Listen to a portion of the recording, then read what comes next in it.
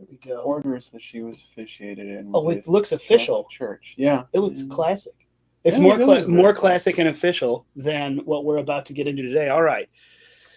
We're back. It's another Thursday. Hello, everyone. Thank you for joining us. Thank you for being a part of the family here of Phyllis Schlafly Eagles, people who are concerned about what's going on in our country and making sure that you stay in tune with what you can do about it. So, again, I'm Ryan Height. This is Jordan Henry.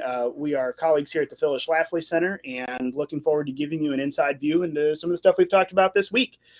So we're admiring, as you know, we flip through each time we flip through some of Phyllis's different achievements and things that she has back here in her library or in part of her library. And we're noticing some of the really classic honoraries and awards back here that look pretty classic. But we're going to talk about another a little more recent classic today, Disney. Before we get to that, make sure you follow us on Facebook, Twitter, YouTube. If you're watching wherever it is, hit the like button. On YouTube, hit the subscribe and click on the bell to get notifications. If you're on Facebook or Twitter, go ahead and hit the share or retweet button. Make sure other people see the same content that you're enjoying right now. Help us beat the big tech algorithms. We would appreciate it, and America would appreciate it, because these are the conversations we need to be having. Yeah. So let's get into it today. We're going to talk about Disney. Ron DeSantis and the Florida legislature looks like they're about to potentially pull the magic carpet out from under Disney World.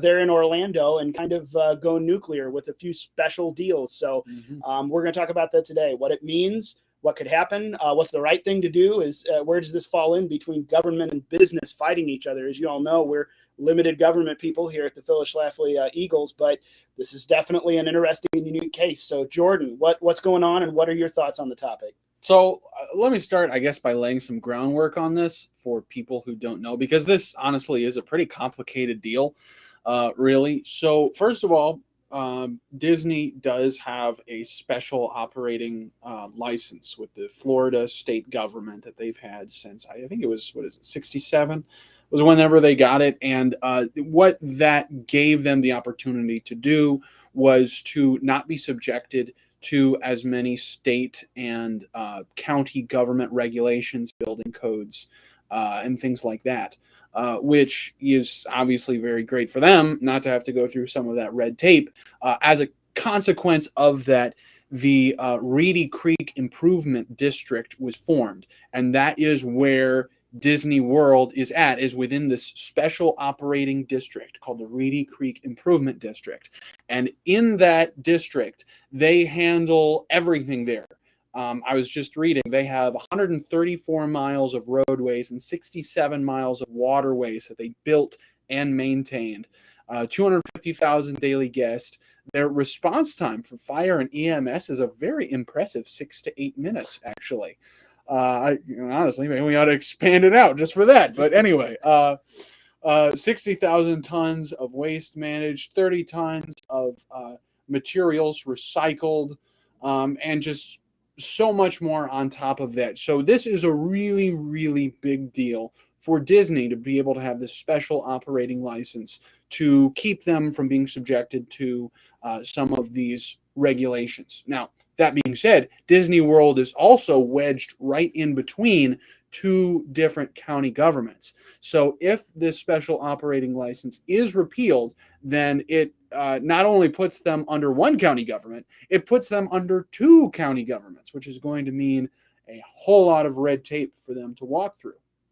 Disney isn't the only company that has one of these special operating licenses. There are, I believe, just over 1,800 of them in total. And it's not all businesses either. You have some other things as well that are covered in these special operating districts, community development, healthcare districts, airports, like the Orlando International Airport. So there are other special districts, and this particular legislation would only target special districts that were formed prior to the most recent Florida Constitutional Convention, which was in 1968.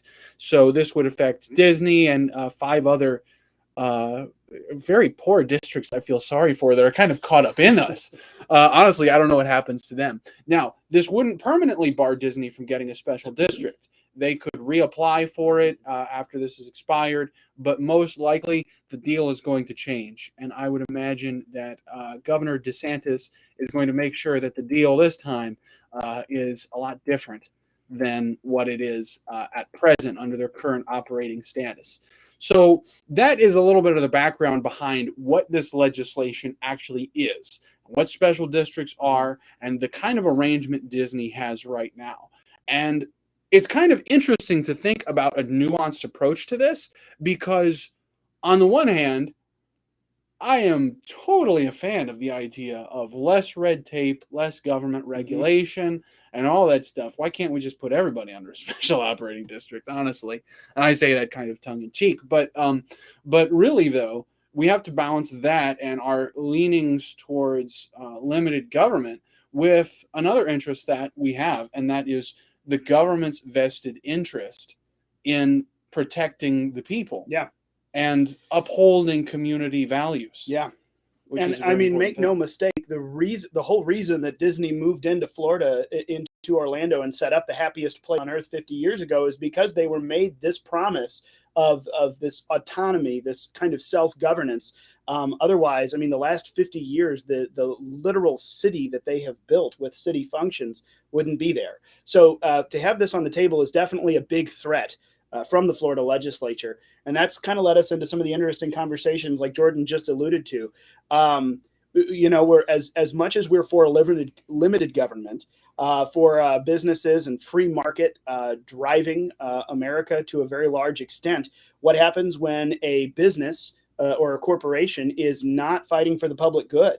And that's, of course, something that I know a lot of people would argue they are. This all boils down, this whole fight over the potential of removing the Reedy Creek Developmental District. It boils down to Florida's anti-grooming bill, the parental rights and education law that has now been passed and signed, which prevents the sexualized teaching and education of kindergartners through third graders. So, fourth graders and up, you're out of luck. But kindergarten through third graders, at least, parents have recourse now in the schools to prevent teachers, counselors, anyone from teaching their children things that ought to be the parents' responsibilities to decide when and what they learn. So it kind of leads us to an interesting, where does government wield their power? And is this one of the times when it is appropriate for, those of us with the Judeo-Christian values, this is the time for government to wield its power against people that are not for the moral and socioeconomic values that make America free and prosperous. I advocate that this is a good use of government, or at least it looks like it. Of course, I'll predicate that. It depends on exactly how this plays out. But the concept behind it, I think it's a good use of government power. I think that this is one of the times that government ought to step in and say, no, this is what you are advocating for and fighting for and demanding is bad for our families. It's bad for our communities. And as a result, the ripple effects will go into harming the economy, harming everything else beyond it. So I think this is a time for government to step in for a moral good and swing a little bit of a heavier hand. And as a limited government guy, I put my 2 thumbs up to that possibility, especially with what we're looking at with Disney. I think it'd be a good model for other states to consider, at least in saber rattling, to get corporations to back down from some of their radicalized agendas. So I don't know. What do you think? Is this an appropriate use of government or not?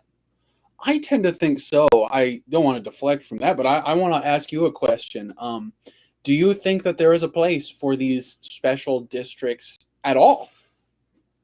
I'm honestly not sure where I fall on this. I tend to think that, yeah, because that it would be okay, because it's not like it's just a Disney thing. And I think that's where, if you only read the headlines, you don't get that there are actually 1,800 of these throughout the state. And, something like an airport or whatever, I can kind of understand why they would want to have something like that. What are your thoughts? I think there's a good argument for them to exist in general. I think it's a good thing. I mean, the privatization of certain aspects of what government does or government relies on has led to, especially in America, that's led to unparalleled growth and innovation, because the private market, incentivized by profit, free market, and advancement will go far faster and much further technologically and much more successful than government will ever, and every time.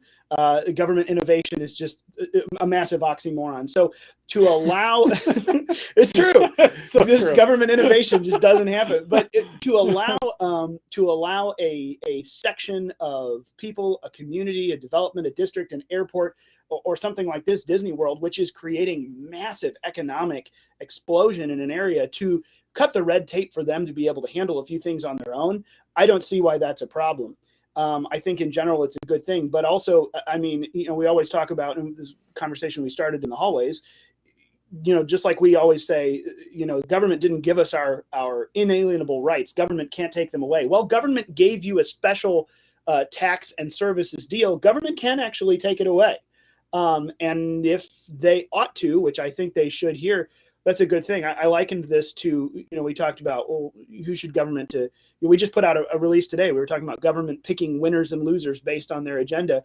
Well, government picking things that are right and things that are wrong according to our laws and according to our, common moral standards and traditions here in America.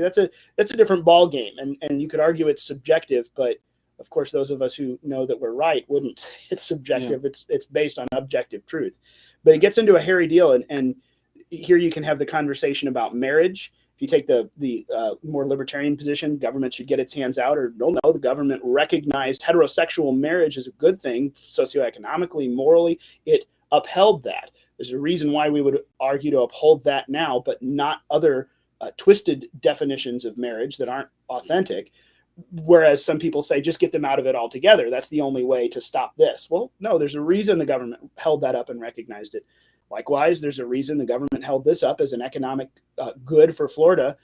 Maybe it's time there's a reason Florida take that economic incentive away, because they're no longer good.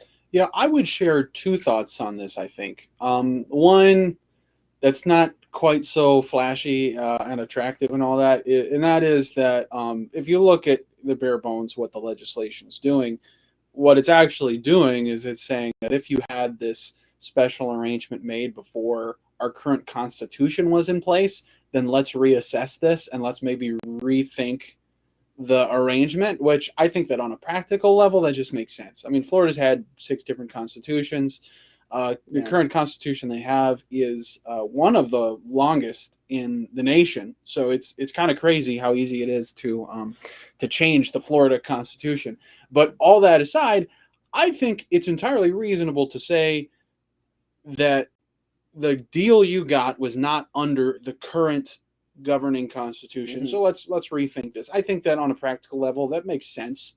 It reads well. But to your point, I think the second reason, and perhaps more important to think about, is that Disney absolutely has a right to have a political voice if they think that getting into politics is what's going to make the happiest place on earth even happier, which I somehow doubt injecting politics into it is going to make Disney World happier. But they have the right to do that, but they do not have the right to be free of the consequences that come with that. Yeah. And the consequence is not that we are punishing Disney. It's that we are revoking the special status that they currently enjoy and reassessing that. So I think that it's entirely reasonable to say, yes, you get your voice, but if your voice is actively contrary to state law, you are actively against state law, and you are going to try to push an agenda that's against the families of our state and what the people of the state have chosen, that you don't get to enjoy special privileges. I think that's reasonable. And let's, make no mistake, this is not just, don't let anyone convince you. We'll get back to a couple of fundamentals here. Don't let anyone convince you, pardon me, this is just a rogue politician or a rogue set of politicians going after a corporation. This is the voice of and the will of the people of Florida, who installed Ron DeSantis as their governor, who have installed a massive Republican majority in their General Assembly. These folks were put there saying the things that they said they would do. They were put there by the voters of Florida, including what they've done with this bill. Now, you could try to argue that there hasn't been an election since they did this bill, but even the skewed media polling shows that there's an overwhelming majority of every side of the political spectrum, including Democrats, who support the letter of this law. It's not a bad law. And that's what Disney is choosing to pick a fight over. So for the government to come back and say, we're going to make you apply for these privileges again, that's the voice of the people of Florida saying that, essentially. And of course, if Florida wants to do something different, that's why we have term limits called elections. They decide again. But I mean, Disney has decided to go against the people of the state and their duly elected representatives. This is a big responsibility for them to throw around the elected representatives and weigh these things out. So I think it's like I said, I think it is a good use of government, and I think it's an excellent exercise in what government ought to do on a moral level. I think we're facing that with a lot of other things, including big tech and a bunch of other stuff that reminds us of the trust busting era. Looks like we've lost something there. But it looks like it's taken us back to the trust busting era of Teddy Roosevelt, and that has a lot of really interesting implications for what government ought to do for good and what government shouldn't do because of its enumerated powers and restrictions. So this is a really good conversation, I think, for people to have, because we don't get to face these kinds of situations all that often anymore. Everything is just bland and nuanced in this gray area. But here we have this huge moral decision: where ought government to fall? So I think it's neat to get into it, and I'm excited for people to talk about it like we are here. Yeah, and I would also like to drive home the point of what the bill that started all of this actually did, because I think there's been a lot of misinformation spread about what the Florida parental rights and education law actually does, and it doesn't do any of the things that the opponents of the bill have said that it does. What it honestly does is it simply removes the option for teachers of third graders and under to push on them ideologies regarding sexuality and things of that nature on these kids, third grade and under. Doesn't affect anything fourth grade and over, only third grade and under, which I think is a pretty reasonable standard. That would be in line with basically every parent in the state of Florida. And if you disagree, of course, any parent can choose to teach their kids about sexuality any way that they see fit. And to a good point earlier, to draw back to one of our wink emails in the morning this week, if you don't believe this kind of thing is going on, the hypersexualization of kindergartners through third grade, we highly recommend that you go and take a look at, obviously not with your kids around, the Libs of TikTok account on Facebook, Twitter, maybe not Facebook, Instagram and Twitter at least. And they're under attack right now. But all they're doing is exposing and just sharing and putting out there viral and making viral videos that far leftists, a lot of whom are teachers and work in school systems, are putting out about their interactions with kids on a daily basis. And I got to tell you, just getting on their page, wondering, does this actually go on with kindergartners and third graders? It turns my stomach to see some of the things that are being taught to these kids and completely outside of the knowledge of parents. It is so beyond inappropriate. If you don't think it's happening or someone tells you it's not, you can tell that person they're a liar and they need to go watch the Libs of TikTok account videos, because there's some very disturbing stuff. Yeah. And Florida and other states are right to address it and to put a stop to it and put parents back in the driver's seat. So what do you think? Do you think that Disney should be able to keep their special operating status? What do you think about Florida's parental rights and education law? We want to know what your thoughts are, because ultimately what we're about here is grassroots. And that's not just us sitting in an office. That is you and getting your thoughts and your opinions and getting those opinions out there too. So please, would you put a comment on this video and let us know your thoughts on it? We'd love to have a further discussion about this and to bring up some of the points that you think are the most valuable to consider with this discussion. There's a lot to talk about. There's a lot to sort through with this whole situation, and we're certainly going to watch with eager anticipation of where it all goes. But in the meantime, please, would you like this video, comment on it, share it with other people who might have some interesting thoughts on it. And let's get more discussions going, because these kinds of reasoned discussions filled with facts, filled with opinions, are exactly what we need to be having more of here in America. So like, share, don't forget to subscribe as well so you don't miss future videos. And we thank you so much for being with us today. And we will see you all next Thursday.